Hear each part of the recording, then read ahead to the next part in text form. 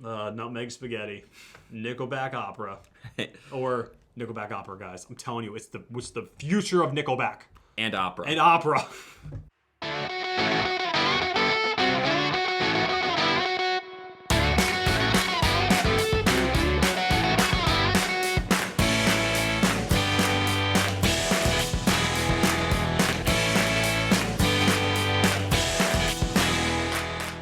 Well, I'm Matt, And I'm Carter. and welcome to another episode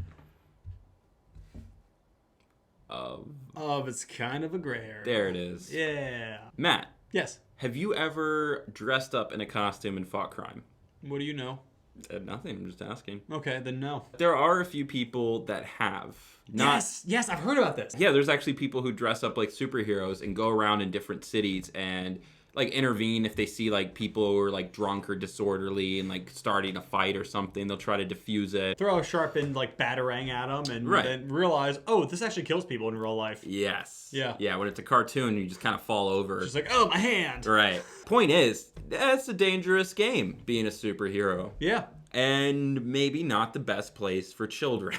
What? No, it's not. Yeah, right? Kids should not be running around solving crime or preventing crime. I mean, you get like Hardy Boys type stuff where they solve crimes and mysteries. Well, mysteries mostly. Right. They should be stopping bullies Sure. if they want to go in that direction. Right. Start on the ground level and work your way up. Start on the playground level. Exactly. Yeah. Now, there is someone who disagrees with us on this. Oh, who? Bruce. Wayne? Yes. Oh, no, I hate disagreeing with him. Yeah. Oh, he's so intimidating. He's like the epitome of intimidating. Yeah. All right, so Bruce totally disagrees with this. Oh, yeah, clearly. I mean, he's had several Robins, all of them underage. Oh, that's true. Yeah, and the most popular, most well-known, arguably the most beloved Robin is Dick Grayson. Yeah. He started out as Robin when he was roughly 12 years old. Wow. 12 years old! You haven't really hit puberty very much at that point. No. No. You don't even have, like, your adult body yet. Like, No. you haven't gone through puberty yet. You have not, like, shifted into adulthood biologically. Yeah. So a 12-year-old kid who weighs as much as a 12-year-old kid and is as tall as a 12-year-old kid is fighting grown men, not even counting crazy supervillains Batman goes against. Oh my gosh, yeah, that are all like jacked up. Yeah, I don't understand how anyone survives Killer Croc. Every time I see Killer Croc in like anything, he is the most intimidating villain, in my opinion. He's like Bane, but with a crocodile mix. It's like he's just someone that would just rip you in half just as soon as he would look at you. Yeah, honestly. Yeah. I could just totally... Oh, it's a horrible mental picture, but yeah. So officially the shade is, should Batman let Robin fight crime as a minor? Okay. Because if he came to him as an adult, even like 18, it's like, okay, you're legally allowed to kind of decide for yourself. But 12-year-old Robin, how do we feel about that? I would say it would be okay for him to start training the 12-year-old. Because I think Bruce was around that age when he started getting into that kind of stuff. But to be like, you could throw a punch. You're ready. Also, Like- if Batman or Bruce, should we be saying his secret identity like so much? I think it's fine.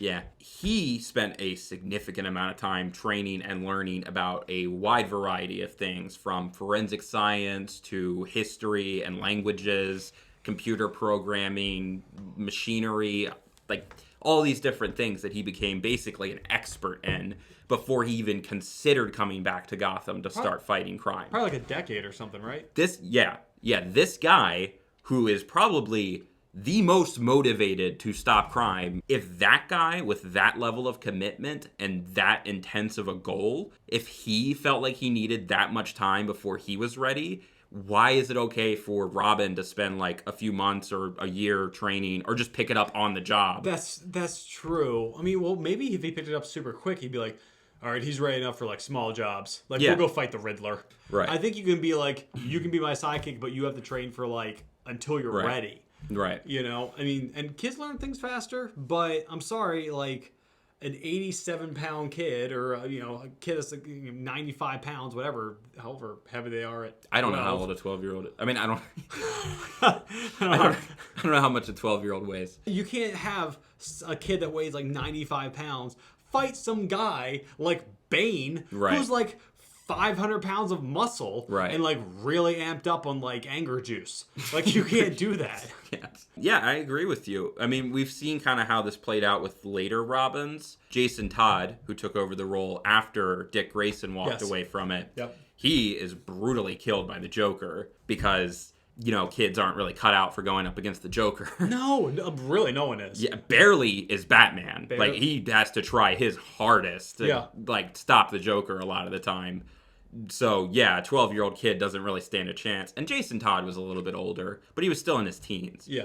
And then after that, Tim Drake becomes the Robin. Yep. And Batman did require that he sit out for a long time. And I think, Tim Drake actually did start traveling around the world for a few years and studied under some of the same people that Bruce did before coming back. Devotion. And then when he came back, Batman wouldn't let him fight anyone that was like a known killer, like the Joker or Bane or Killer Croc, like the big bad guys. Good. That's a responsible superhero. Yeah, but it took one of his Robins getting brutally killed with a crowbar and then blown up before he learned that lesson. You know, don't let kids just go fight criminals. Sounds like eventually he kind of came to his senses with how dangerous this is. Yeah, but he's not like a dad. He's he Batman. does adopt them. I know, but he's not like a good father figure. Let me say that. Yeah. He doesn't have the dad roll down. He lost his dad when he was a kid. Yeah. He didn't see that. Yeah. I mean, he had Alfred. Well, I mean, he feels sorry for Dick Grayson because of what he's been through, and he can relate to him on that, and he understands his anger and his desire for vengeance. I think what happened with the first Robin is just he saw so much of himself that he didn't stop to think about kind of what he was doing. And then after Robin is Robin, it's already happening. Yeah. So once he's out there fighting crime dressed as Robin, you don't really go back from that. He's already become a crime fighter. So I think that's kind of what happened with Dick, but then later on it sounds like he kind of toned it down a little bit. Mm-hmm. But ultimately, yeah, I would agree. I don't think Bruce should recruit minors to help his crusade against evil. All right, so I think it's not okay. I think you should start training as early as possible if that's what the kid wants to do. But no, it's not okay to bring him out and fight anyone with just a gun, quote unquote, just a gun, when there are serious killers that he fights also. Kid is not ready for any of that. Exactly. And you... I agree with that. Okay. But I'm going to take Batman's side for the rock, paper, scissors because I don't think it ended up being a bad move for Dick Grayson. It was a bad move for 12-year-olds overall. But for specifically Dick Grayson, it seems like it kind of worked out. So I'm going to give Bruce a little bit of a pass on that. Like maybe he just understood that this kid was different and that he, you know, he's not just every other 12-year-old. So I can kind of see that. I still think on principle it's a bad idea, but I kind of get it. So I'll take his side for the rock, paper, scissors. Okay. All right. I can understand your understanding of Batman. Thank you. It's a decision. Yes. Okay. Rock, paper, scissors, shoot. Rock, paper, scissors, shoot. Rock, paper, scissors, shoot. Rock, paper, scissors, shoot. Oh. Scissors cuts paper, so you win. So we're not allowed to question Batman. Which I think is fair. Yeah, he has earned us not questioning him. Yeah, the universe itself has told us not to question Batman. The universe is like, dude, don't question Batman. Right. They're like, hey, universe, are you cool with it? That's Batman, dude. You don't even... Don't bring me into this. Right. Somehow it's going to ripple that's like an Earth thing, man. Good. It's nice to know that the universe kind of stands where everyone should stand, I think. Yeah. Not between Batman and anything else. Right. All right, well, let's flip this batarang and go into the Would You Rather. Let's. Mm-hmm. And this one has a slight kind of segue. Okay. All right. Batman's parents were killed after going to the opera. Yeah. All right. In the Batman Begins version, I believe. The Christian Bale version. Yeah, at least in that version. Yeah. I want to say in more than just that, but I can't verify that. Well, I know in the 90s cartoon, it was after... Batman the Animated Series? Yes. Okay. It was after a showing of The Gray Ghost. All right. So, would you rather never be able to listen to music ever again? Nothing more than just spoken words. No jingles, no nothing. Even the hint of a hum. It just makes your ears bleed. Right. All right? Or you perpetually hear opera music in your head playing 24/7. Oh, man. When you're awake, when you sleep, when you're on a roller coaster, opera music. I will say, if every day of my life I hear opera music all the time, I will perpetually feel like I'm in a mafia movie. Like, every moment of my life will feel like someone is about to do a drive-by. You're like shopping. Right. If I sit down in a pizza restaurant, then I couldn't go to pizza restaurants anymore. That's true. They're serving you the pizza, and all you hear in your head is like, "Ah!" You're just waiting for the guns to, like, everything goes to slow motion, and just Right. the Tommy guns pull out real slow. Everyone in the restaurant stand. Like the pieces exploding, like The bullets slowly going from, by like- in slow motion. Yeah, that would be The terrifying. pizza falling to the floor in slow-mo. Yeah, just. And then you see the tomato sauce splatter on the floor. Yeah. All right, so what would you pick? Perpetual opera music, where it always feels like you're going to be shot, or nothing ever again? I will say you can't even hum or sing anything. I couldn't do it. I couldn't, like, I'm not like one of those people that's like constantly listening to music, but music is a significant part of my life. I don't think I could give it up. Now, if I hear the opera music perpetually, can I also still listen to other music? Yeah. It'll just be kind of drowned out, or kind of like you're hearing both at the same time. Well, yeah, because the opera music would just kind of be playing in the background. Right. You can still talk to people normal. You might Right. talk a little louder naturally, but yeah, you're still kind of like all balanced out. Yeah, it's like that. So you can still listen to other things that it could be louder. Right. And so you could kind of overwhelm it a little. Right. Okay, well, I would take the opera music then. It would definitely detract from the experience of hearing any music. If you can't hear any music, then every movie you go to will be completely silent except for the dialogue. Man, because of that, and I think because of the stipulation that we made about it's at a certain level, so you can Right. still listen to other music, I would go with that too. Yeah.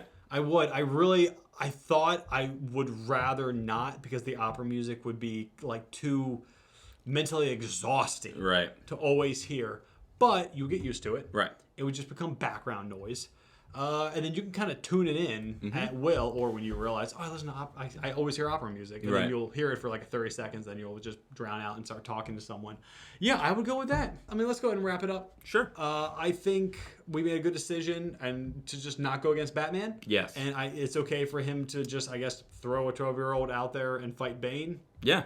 I mean, only one of them was killed, so I would think all of them would have been killed. So clearly Batman knows more about this than us. Yeah. So, good for him that the universe agrees with him. Yeah. Hey, 1 out of 4 Robin's dead. That's not so bad. And we both decided that we would like to listen to music for the rest of our lives. Yes. Which would be cool to listen to, interesting, to listen to Nickelback with some opera in the back. Yeah. I wonder if that would enhance it a little bit.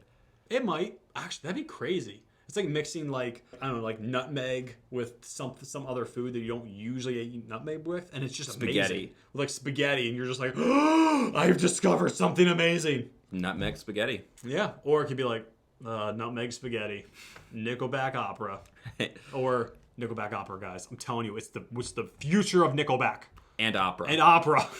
All that to say, that's what we came up with, and we're glad you guys joined us for this episode. Yes, we are. So remember to comment, like, and subscribe. Sharpen your batarang before going out at night. Ring the notification bell. Use a deep voice to protect your identity. Who are you? I don't know. And be sure to thank your butler. He does a lot for you. He does. And as always, IKAGA. Yup.